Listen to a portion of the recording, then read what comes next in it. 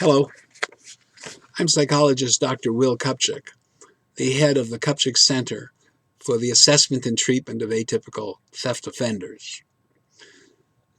You are probably one of the many of us who has heard of or knows personally somebody who has committed what seems to be a nonsensical or bizarre act of theft. Such acts are often carried out by people with more than enough financial resources at their disposal, and people who really have a lot to lose if they are apprehended for stealing, and nevertheless they steal. Let me give you some examples. Several years ago, the acting Secretary of the U.S. Army was arrested for shoplifting a skirt and blouse worth $30 at an Army post exchange. In another case, a prominent religious leader was apprehended after having stolen some expensive neckties from high-end men's stores over a period of an afternoon. And in a third instance, a surgeon was apprehended after he had been found to be pilfering from the lockers of some of his colleagues who at the time were performing operations. The question, of course, is why, for Pete's sake, would people do such a thing? Well, I began my investigations of this kind of behavior back in 1974 while working on the forensic service of the University of Toronto affiliated Clark Institute of Psychiatry. In 1983, we published our first article on this subject. It was published in the peer-reviewed journal, the Bulletin of the American Academy of Psychiatry and the Law, and that article is at the time that I'm speaking, and may at the time you're viewing this, still be available for viewing in its entirety on the website of the American Academy of Psychiatry and the Law. Now, far too often, even though it's more than 3 decades since that article was published, people are still being misdiagnosed and mislabeled as suffering from kleptomania. And they are not suffering from kleptomania. Why do I say that? I say it because the American Psychiatric Association's own Bible, the Diagnostic and Statistical Manual, version 5 or DSM-5, as has previous versions, specifically states that in regard to kleptomania, the individual cannot be said to suffer from that disorder if the stealing was carried out, at least in part, out of anger and or desire for vengeance. And having personally assessed more than 700 cases over the last nearly 4 decades, I can confidently state that virtually every single case of seemingly nonsensical, atypical, bizarre theft behavior was occasioned at least in part because of the person's anger and or desire for vengeance. In one instance, the spouse of a owner of a CVS franchise stole. She was not very happy with her husband at the time, and it was not his store that she stole from. In my first book, published in 1997, entitled Why Honest People Shoplift or Commit Other Acts of Theft, I outlined a number of the psychological reasons we had uncovered for the behavior we've come to call atypical theft behavior, carried out by people we now term atypical theft offenders. And in that book, I also outlined a good deal of information about the treatment programs that I had developed. In 2013, my second book was published.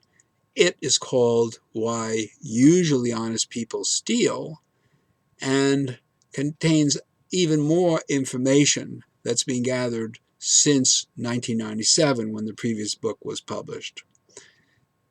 Among the material in the most recent book that is of considerable interest, I think, has to do with the most recent study of some 30 cases of atypical theft behavior. Interestingly, 7 of the 30 individuals in that study worked in the medical profession. 3 were physicians, 3 nurses, and a pharmacist who worked in the critical care unit of a major hospital. Interesting also is the fact that these individuals, of course, had some very detailed familiarity with medications and their possible side effects. And it is of very much interest that they, in most cases, had been prescribed antidepressants and noted that their shoplifting did not reduce when they increased their medication. Also, in 7 of the 30 cases in the most recent study, those individuals had never shoplifted until shortly after they had begun taking antidepressants. Now, it's of interest that the manufacturers of major antidepressants, in a compendium of material in relation to their drugs, called in the United States the Physician's Desk Reference, state very clearly that among the possible side effects of their products are the following: increased hostility, aggressivity, disinhibition, and self-defeating acting out behavior. Well, certainly shoplifting and risking so much for so little qualifies as a self-defeating acting out behavior. I would like to encourage you, in case you find that you yourself have the problem that I've been speaking about, or somebody close to you has that problem, that you consider going to my www.whyhonestpeoplesteal.com website. That's whyhonestpeoplesteal.com website. On that website, you'll find a considerable amount of material relating to the programs that I offer, and also you will find a brief quiz that will help you get a first approximation of the degree to which you might in fact be, or the person you're concerned about might be, an atypical theft offender. If that person, yourself, whoever, finds that yes, indeed, they may be such a person, and you want to consider taking one of the programs that I offer, then by all means email me at wcupchik@aol.com. That's WCUPCHIK@aol.com with details about yourself and your theft behavior. I'll review the materials and I will get back to you. I may offer you a free, brief screening interview so we can get to know one another. I can get more information about what you're dealing with, and we can make a joint determination as to whether the program would be appropriate for you and whether or not you want to take such a program.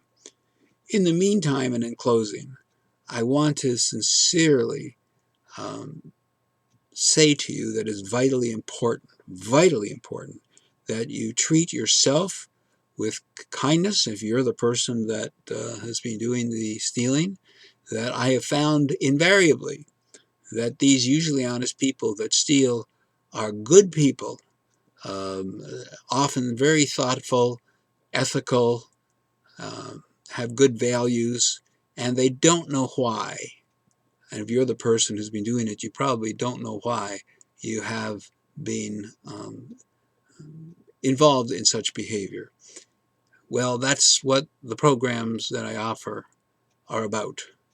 And please, in the meantime, and while you are perhaps reading the article that I mentioned, or either or both of my 2 books, which essentially are volumes 1 and 2 in regard to this problem, please treat yourself or the person that you're concerned about very gently. They are good people, and they are deserving of kindness and respect. Thank you very much for listening.